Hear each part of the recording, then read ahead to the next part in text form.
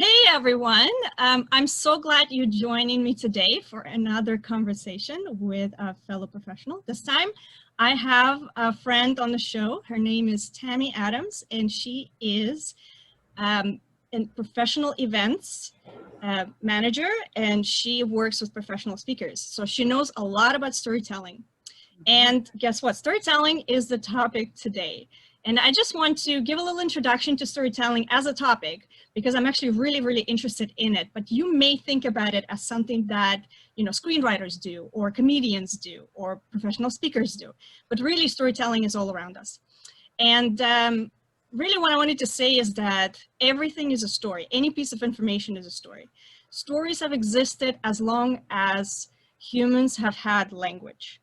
And so there are some cultures that storytelling is literally the only form of communication. And we all know that everything from advertisement to telling the story of your professional experience, this really is everywhere. So it's actually a very important topic. Now, I'm not going to go into detail to tell you guys how to be a very good storyteller. I'm actually just going to talk about the importance of storytelling. So I'm going to let Tami introduce herself before we jump right into the discussion of storytelling. Hi, my name is Tami Adams, and I am the founder and owner of TA Speakers Management that I started out of COVID-19, yay. And my background and experience is the last 10 years I've been working with professional level keynote speakers, main stage speakers, as well, working on the logistics and the sales realm for them as well. And then out of COVID started my own speaker management company working with the lovely Sarah McVannell. Currently, and also coaching new and upcoming speakers about the industry and everything they need to know. So that is me. And in terms of where you will find me outside of work, pretty much outside. That's where I will be found. So. That's a great introduction. Pretty much, yeah, outside is where you'll find me. So yeah, nice to meet you all. Thank you, Tami. And for those of you who don't know who I am, my name is Lana. And I am a career strategist and coach with 2 Steps Forward Consulting, which is my company. I founded it last year around March, also around COVID-19 lockdown, so just before that. So I'm going to set up the first question for Tami. I really want to talk about the importance of storytelling to a person themselves. So let's say you're somebody who doesn't share the details of your story very much with other people, just because you don't feel the need to. Maybe you're more introverted than extroverted, or maybe it's just an opportunity that doesn't come up very often. So why this topic, why is this important? And no matter how little you tell your story, there's one person who is always there. And it's you, your internal monologue, your internal listener is you. And so just bear with me because we're gonna start right there. We're gonna start by looking at why it's actually important that your story is a good one, that the way you tell your story is a good way. So it matters a lot. Taking your life's experiences and creating a narrative out of them can cause you to feel like, I really avoid, in my work, I avoid words like failure or success, but just for the sake of the setup, you could internally feel like the greatest loser, whether it's justified or not. Like your mind will create whatever narrative, and you actually have to be active in taking control of it and making sure that you don't go down that negative path and that kind of destructive path. And so how you tell your story matters a lot to your self-esteem and how others see you. And it starts with you, obviously. So Tami, after this elaborate setup, from your work with speakers, can you give me some examples of how people's lives have changed after they've taken the narrative that they had originally and changed it and reframed what has happened, taken the facts and framed them in a more positive way, embrace the past challenges and just use them as a stepping stone for their future lives? Yeah, totally. I mean, firstly, definitely what you speak to about confidence, like it does take confidence and it takes practice and it takes building that confidence to tell your story. So one thing I would say is, and I will answer the question, but one thing I want to say is, you know, we often are in a situation where we feel that we don't want to be vulnerable. We don't want to share the inner parts of ourselves with people because we hide it away. And it's an interesting thing that humans do, because the more that we get out there and the more we share what is happening and who we are, people want to know. They're interested in people. Like, we're all human at the end of the day. So I think like that's a first perfect place to start. Like, you know, that negative mindset that you're talking about, how, you know, that is a dangerous thing. The brain can be a very, very dangerous thing. It can be a great thing, but it can also be a very dangerous thing. And I certainly have experienced the dangers of the brain myself in building my business. But yeah, I mean, you might be thinking like, oh, it's not interesting, that other people have more interesting stories, but that's not true. Like, people want to get to know you. They want to know what you're up to. They want to, and they can relate. Anything that people can relate to is really important. So the more and more that we're out there and we're sharing our stories and we're being vulnerable, the more people are going to come to us, because they're just going to be attracted to that, because it's a regular human element. There's something to connect over, right? There's some, like, yes. You realize very quickly that there's so much in common between what's happening with you and with other people, that now you actually have something to talk about. And I'm not saying for the sake of comparison or some kind of competition or anything. It's just like the human need to feel connected, to have something in common. It's just that basic need kicks in. Yes, exactly. And you know, as you said before, like, you know, if you're not out there and you're not like, you know, whether you need to do it for a job, or you need to do it for your own business, or you need to do it for maybe you want to be a speaker, who knows, right? Like, you know, if you're not out there, you know, then nothing can happen. Like you have to take action in order for results to come. And sometimes taking action requires a lot of action to be taken, a lot of effort. But I will tell you from my experiences working in sales, working in my own business, the more and more you do it, the more opportunities that are created to come out and for you to grow from that. So I think it's really important. And you had asked Lana about an example. So I'm working with a lovely speaker right now. She is a new speaker, and she started her own habits coaching and building program. And essentially she started it because she used habit building and breaking as a way to get over various negative habits that she had by her past experiences. And her past experiences were basically, she grew up in a highly religious cult. And so, yes, it's a bit of an extreme scenario, because there's not going to be many of those people out there, but people like her. But in starting to share what had happened, one, people are interested because they're like, oh my gosh, that's interesting. Like, tell me more, because like something you don't know anything about right? So there's that.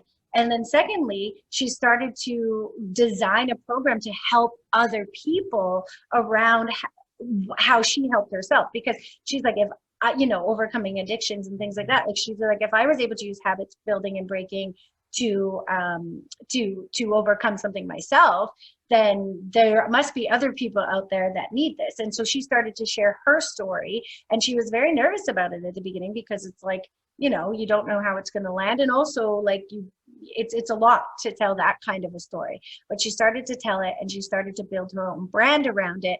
And I actually quite love, she started with make your own mixtape. So it's all about like making your own plans for habits building and breaking in your own mixtape in life. So I really liked that. And now she's started to have some speaking opportunities, and she's, you know, people are calling her being like, teach me your ways. So yeah, I mean, and it's no different in a job application, you know, in telling your story there. Like, you know, anything that you can do to stand out that just say, you know, is something different, I think is key. So yeah, I would say there's lots of examples that I could share, but that's kind of one that I really liked, on how she kind of took a very negative circumstance and made it into positive.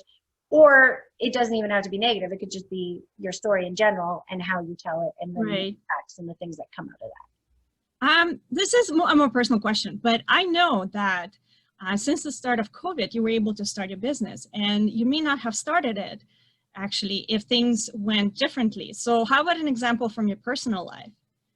Oh gosh, yeah. I mean, I would not have started this business because I always wanted to, but I was very comfortable where I was, and there wasn't any particular reason for me to.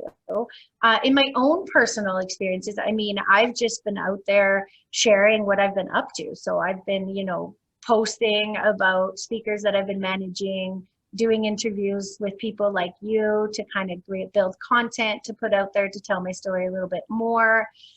If you look at my website, it's all based that my bio is very written in a way that explains a little bit of who I am, like really explains who I am versus the standard bio of like, she did this and this and this, because you can always list, what people have done, but I position it in a way of the passion and drive as to why I'm in this industry and what I love about it so much. So those are some examples with my own experiences that I've kind of used different ways to tell my story.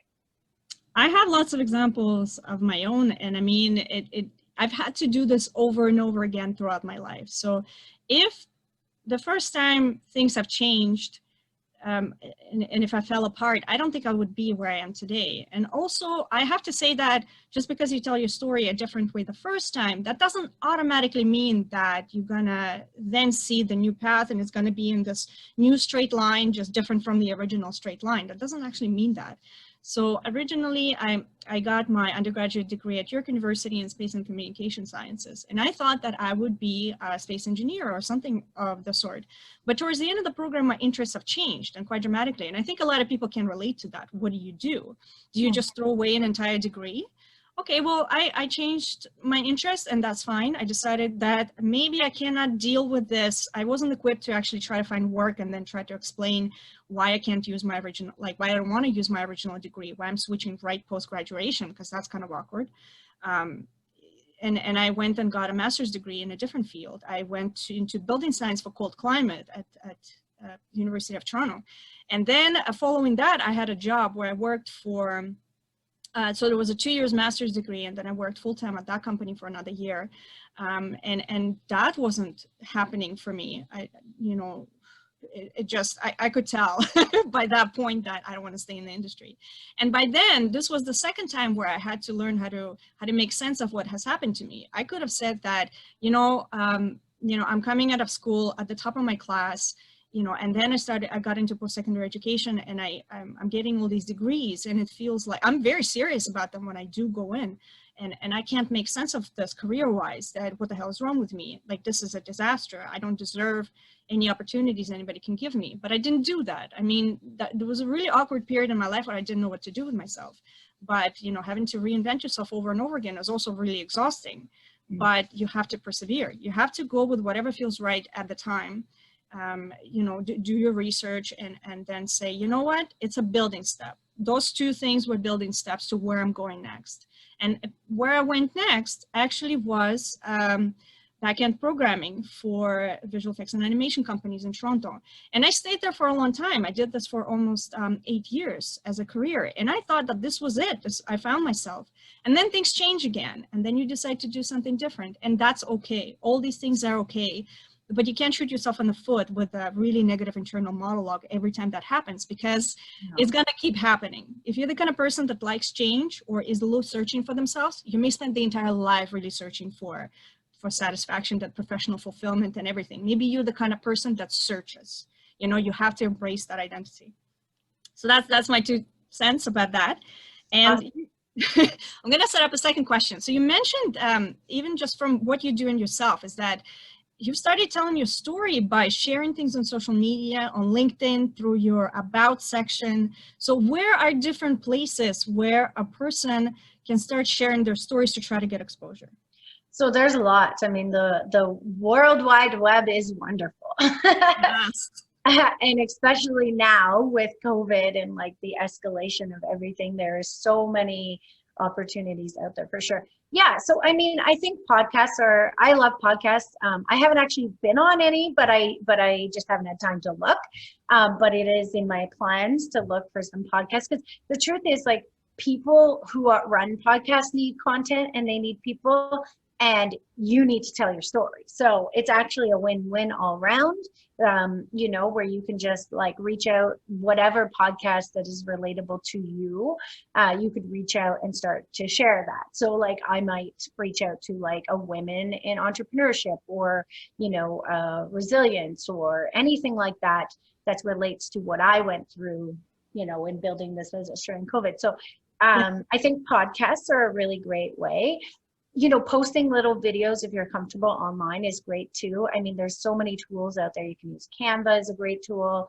I'm sure you know some video editing stuff, Lana. I know Canva. That's the extent of my video editing, but it makes you look like a pro. And, you know, so that's another way. You could share quotes, like you could put out quotes on like just things that you believe in or things about you. You know, those are great things. Actually, Lana, I want to reference one really cool post that I'm actually going to steal as well, that you called out. And that was the one somebody had shared, like the 5 things you won't find on my LinkedIn profile. Oh my God, that was brilliant. Like, I was like, that is what people want to know, because like, yeah, they want to know what's on your LinkedIn. It needs to look professional and it needs to be there so that you have that. But they also want to know the personal side. Like I said, yeah, you know, this is when you say, I was born in this particular city and I like pickles. And it seems really silly, but you can do a mixture of like kind of candid ones and whimsical ones, and maybe something more serious. Sneak in some kind of cause or belief that you have, that, you know, maybe on its own you wouldn't do a post all about it because it's a strong opinion, but, you know, you could say, I care about this, this, and that, as a way to just tell people what you're all about. Well, actually, I wanted to say something. When you said that, you know, you could be doing a little bit of video and editing. So what I want to mention is that if you are new, totally new to any of this, and you actually just came out of reframing your story internally and you're way not ready for any of that, you could still do small posts. They don't have to have video in them. They don't have to have your face or your voice.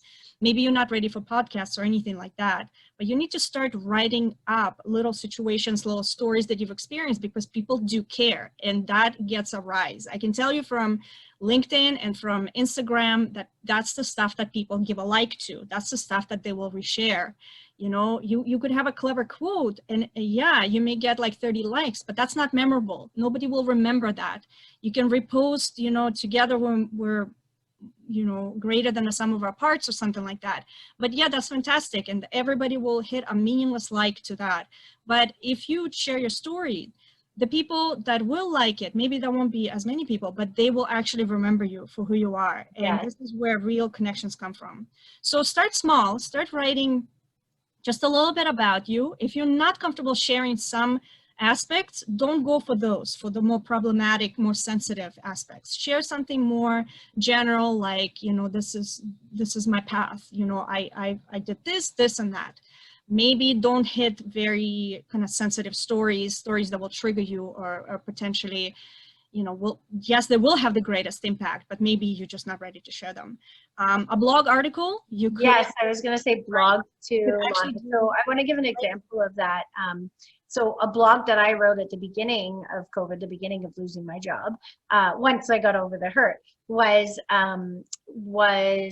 every cloud has its silver lining. And I wrote an article about how, you know, even though this wasn't necessarily something I wanted or something I saw for my future necessarily, it was a silver lining because it gave me all these opportunities to do all these different things. So in writing that article, it was a perfect time to write it because at the time everyone was losing their jobs. So and it was, COVID was just terrible, and you know, people were looking for signs of inspiration and hope, and that's what I created. So I shared my story, but I also gave some inspiration and hope to my followers, which helped them.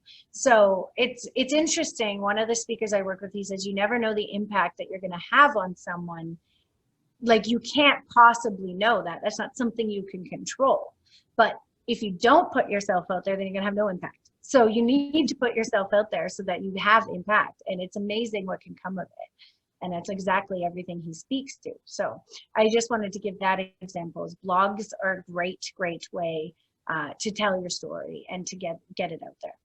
The great way of doing that is an article that is a native format to LinkedIn. It's a LinkedIn article. I love LinkedIn articles. Anytime you go to create a new post, you can actually choose to create a new article and you can post it there. This is if you don't want to pay for your own site and have a blog of your own. So you can also ask somebody to feature your story on their blog. Like you just said, people who publish a variety of content, like a menagerie of content, they always need new stuff to post. Yes. So if you come in and say, I have the stuff, can you post it?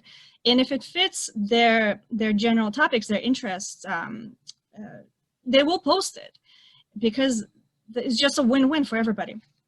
All right, so that was the kind of the group that may be hesitant to get into it in the first place. Then there's obviously there's going to be somebody more extroverted. You just need to remind them that this is available and encourage them to do it. So these are the people sort of like me. I didn't have trouble kind of starting with social media, but I still had this period of almost a year where people encouraged me to get more and more personal. Like, you know, if you're going to sell coaching services, talk about what happened to you, what got you here, what are the things you wish you had. And apparently I tried to do it in still like a quite of a reserved way, and people are constantly reminding me, other coaches and other readers. Anytime I do share and I open up a little bit more, there's more interest. And this is when there's the most interest in my services as well. So, you know, there's a benefit to your worth as, you know, an employee or a service provider. You know, people can connect with your story, people may become interested in you, and people may actually come follow up with you on that. And then there's a group that will be excelling at this, maybe even unexpectedly. These are the people that will probably be having a lot of fun with this idea of sharing their story. So how can we take them and suggest public speaking to them? So what do you need, what criteria does one need to meet in order to kind of really think that this may be for them? They may want to do this on a regular basis. Oh, great story. I love answering. Great question. I love answering. Great story. Well, story. A great question. I love answering this. So the speaking industry is an interesting one. It's a job. So if it is, firstly, if you want to get into speaking, like if you're like, you know, you're telling your story through video, maybe you saw a friend and a friend was like, hey, come tell your story at my event. And you're like, you got a little bit of exposure and you're like, ooh, I really like I get a thrill from this. I really like, you know, putting myself out there and getting in front of people. Then, you know, you need to evaluate like, okay, is speaking something I want to do? Because it is, it's a brand, it's a business on its own. So because you have to create a brand, you have to create a message, and it has to be very clear on what you're talking about. So, you know, getting into that firstly is to obviously figure out what it is that you want to share and why people would find that interesting. And you can interview people, you can ask them like, hey, you know, like there's one speaker I'm working with now, she has this amazing topic on expectations. And it's interesting because it's about how our expectations are misaligned with reality. And that's a message that actually is really important, I think, because that's my entire career prior to studying. Yeah, that's the thing. That's our whole point, is expectations run our lives. And that if we evaluated and adjust our expectations, then we can adjust our lives, because like everything, whether it be an external expectation, internal. Anyways, the point is, that's her message, which is an incredible message. I absolutely love it. Dr. Agnes Wegman, she's amazing. You know, I'm working with her right now. And so, you know, that's an interesting story to tell. So you need to like think, what value would you bring? Like, what will somebody need to hear? You know, my friend with the habit coaching, right? Like for her, you know, she knows that a lot of people have bad habits and they have trouble reaching their goals and setting goals and all of that. So that's a value. So there's quite a few people out there that would be like, oh, if I could just adjust the way I look at something, or you know, so it has to be something that you think, you know, people would find of interest. The one common mistake I often find is people go, I can talk about anything. And it's like, no, you can't. And people will be confused if you say that, because they'll be like, they won't know what to come to you for. So it has to be very clear and concise. Very streamlined. Yeah. Exactly. And it's in any business or just anything you do. It's like, it has to be clear, concise, and streamlined, because you can't just talk about anything, you know, and so there's that as well. So that's kind of the beginning, is you want to just, you know, evaluate, and then you just want to start kind of sampling it with people. So you want to, like, you know, talk to your friends. Hey, can I give my speech to you as an example? Yeah. You know, kind of thing. Test drive it. Yeah, exactly. Test drive it. And then, you know, and then you can start looking for opportunities. But in that, you also want to make sure that your online profile is up to date. So you want to have, you know, your website, like, you'll need to have these things, because people, when they look for speakers, is what they look for. They want the evidence that they're doing something and that they're validated in some way. So you want to start, yeah. So you want to kind of get your website going and all of that. And then you want to, like, and also work with somebody like myself, which is like, I basically coach and consult speakers. So I teach them everything I learned over the last 10 years. So that's a third kind of thing that you want to look into. There aren't too many of us out there, so there's a few coaching programs and stuff like that. I do one-on-one coaching. So yeah, that's a great asset to have, is it just kind of helps accelerate the knowledge of the speaking industry, and then gets you further. And then you want to start developing content. You want to be a content subject matter expert. So you want, whatever it is that you're talking about, you want to start putting that out there. You know, Dr. Robin Hanley Defoe does it really well. She's all about resilience. She wrote a book, and everything she posts on her socials is all about resilience. So their quotes and their other research pieces that she's, you know, discovered and things like that. So it's a bit of a journey, and it kind of just continues from there. And then you look for bureaus and all that other fun stuff. But that's kind of like a little bit about the speaking industry and kind of how you start to get in. I could go on forever. So I feel like I had like a couple of questions along the way, but I couldn't fit them in. And now I don't remember what they are. So that was great. That was so great, Tami. Thank you so much. I think we've covered everything from internal narrative to absolute beginners, and then all the way to people who will find joy and empowerment and actually consider doing this professionally. Now, I don't want you guys to think that you have to fit into the comfortable or want to be professional category. You can fit into absolutely any part of the spectrum. You could be an absolute beginner. I don't know what to do, but I think I get what you're saying. So I think I see a value in this. And in that case, please DM me, write to me, book a consultation, whatever you guys want to do, but reach out to me to talk about how you can get started. This is essentially what I do. I take people and I work with them to help them discover their strength, to get to know themselves as they are now, as opposed to all of the past history and misconceptions that they may have had about who they were years and years ago, and that, you know, you're just coasting on past decisions and being really truly unsatisfied. So if you really want to get started, get your shit together, look at everything and form a strategy of how, you know, I know who I am and this is what I need to do going forward. Please, please, please reach out to me. And if you guys think about being, you know, you see yourself as being more on a comfortable side and actually would like to inquire about what it's like to be a coach, to be a new speaker, please reach out to Tami. I will leave all of our information in the comments, and I will maybe even link to the Silver Linings article that Tami mentioned, so you can see a good example of telling your story. And anything you do is better than doing nothing. That is absolutely the case. It's a process. It will take you a while to move from zero comfort level to low comfort level to higher and higher and higher. So don't think that all of a sudden you have to wake up and be like, that's it, I'm sharing my story, I will not shut up about it, everybody listen, and I will do that whether people want to hear it or not. No, it's kind of like you open up slowly at your own speed, and you know, you will observe more opportunities, you will observe positive feedback, you will observe all of that stuff, and it will be an encouragement for moving you from the current comfort level into kind of the greater comfort levels. So that's it, guys. Thank you so much for joining us, and thank you so much, Tami, for taking time out of your super busy schedule to talk to me today about storytelling. Of course, yeah. Right. And everybody, please have an amazing day. Bye-bye.